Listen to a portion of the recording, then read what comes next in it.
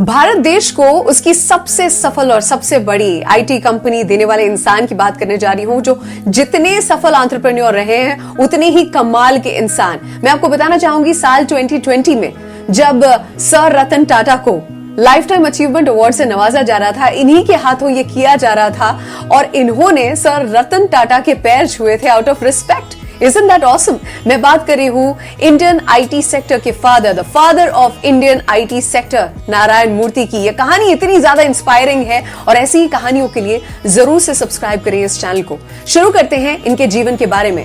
20th of August 1946 जब इनका जन्म हुआ था मैसूर के एक ब्राह्मण मिडिल क्लास परिवार में। इनके पिताजी खुद एक टीचर थे और घर में पढ़ाई लिखाई का माहौल था। टोटल 8 भाई बहन थे, जिसमें ये 5वें स्थान पर थे और इन्होंने अपनी स्कूली पढ़ाई वही मैसूर से खत्म की, जिसके बाद इन्होंने इलेक्ट्रिकल इंजीनियरिंग भी वहां से किया और तुरंत ही आईआईटी कानपुर में इनका शॉर्टलिस्टिंग हो गया। ये सिलेक्ट तो हो गए, लेकिन पिताजी ने तुरंत ही कह दिया कि इतने बच्चे हैं, मैं तुम्हारी ये पढ़ाई नहीं करवा पाऊंगा, इतने पैसे नहीं है। इन्होंने जैसे तैसे कहीं से पैसों का, फीस का बंदोबस्त किया और साथ ही यूनिवर्सिटी में जो एक टीचर थी डॉक्टर कृष्णमूर्ति, इन्होंने काफी मदद की।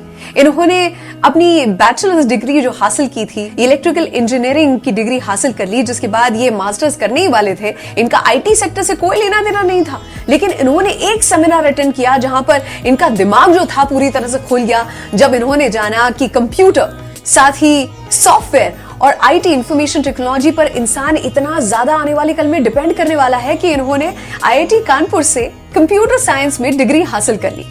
और उसके बाद आईएम अहमदाबाद, जिस शहर से मैं बिलोंग करती हूँ, आईएम अहमदाबाद से इन्होंने जो नौकरी सबसे पहले की थी एज चीफ सिस्टम प्रोग्रामर। इन्होंने कहा है कि आईएम अहमदाबाद में ये नौकरी करते हुए उन्होंने काफी कुछ सीखा और कुछ सालों बाद ये विदेश भी चले गए। इन्होंने पेरिस में भी नौकरी की, लेकिन उसके बाद नौकरी छोड़कर इन्होंने कुछ 11 महीनों में 25 देश ट्रैवल किया, अलग अलग भिन्न भिन्न कल्चर्स के बारे में जाना। और जब ये वापस आए तो इनके दिमाग में एक बात क्लियर थी कि इन्होंने कोई नौकरी नहीं करनी है, बल्कि एंटरप्रेन्योर ही बनना है। सॉफ्ट्रॉनिक्स नाम की कंपनी, इसकी शुरुआत की 1.5 साल काफी मेहनत करने के बाद जब वो कंपनी भी फेल हो गई। सुधा मूर्ति तब तक इनकी लाइफ में आ चुकी थी और इन्होंने सोचा कि अगर सेटल डाउन होना है, शादी करनी है, तो उससे पहले अपने आप को लाइफ में सेटल करना होगा। तभी इन्होंने पटनी कंप्यूटर सिस्टम में नौकरी ले ली और इनकी शादी भी हो गई।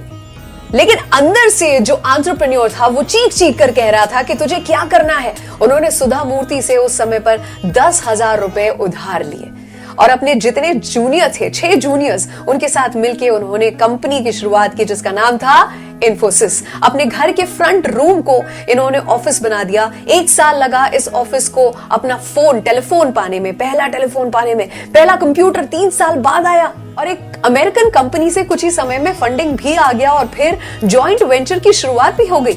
लेकिन ये जॉइंट वेंचर, वो कहते हैं ना परीक्षा पे परीक्षा, जॉइंट वेंचर भी जब कुछ समय के बाद नहीं चला, जब ये भी फेल हो गया, बहुत सारे लोगों ने नारायण मूर्ति से कहा इस कंपनी को बंद कर दे। लेकिन नारायण मूर्ति तो ये कहां सुनने वाले थे, ये अपने मन की करने वाले थे।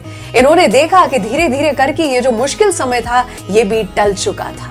लिबरलाइजेशन में इंडिया ने और इन्फोसिस ने बहुत अच्छा किया और आगे चल के इस कंपनी ने अलग अलग देशों में अपने पैर पसारना शुरू कर दिया। क्या हम जानते हैं कि 1999 में अमेरिकन स्टॉक एक्सचेंज यानी कि नैस्डैक पे लिस्ट होने वाली ये पहली इंडियन आईटी कंपनी बनी और उसके बाद इन्फोसिस ने कभी पीछे मुड़कर देखा ही नहीं। आज दुनिया की सबसे बड़ी और सबसे सफल आईटी कंपनीज में से एक है ये कंपनी, जिसके ऑलमोस्ट 50 देशों में ऑफिसेज हैं। साथ ही इतनी सफलता के साथ ये नहीं भूले giving it back to your country.